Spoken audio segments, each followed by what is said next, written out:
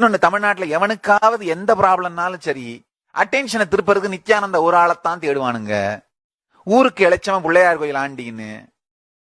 யாருக்கு என்ன ப்ராப்ளம்னாலும், டேய் அட்டென்ஷனை டைவர்ட் பண்ணும், எதையாவது பண்றா.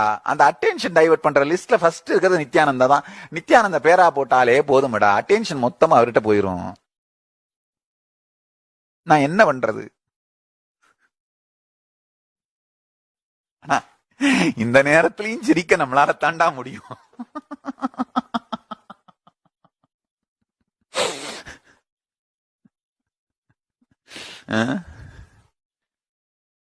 I just want to assure the devotees, don't worry, I am safe and I am blissful.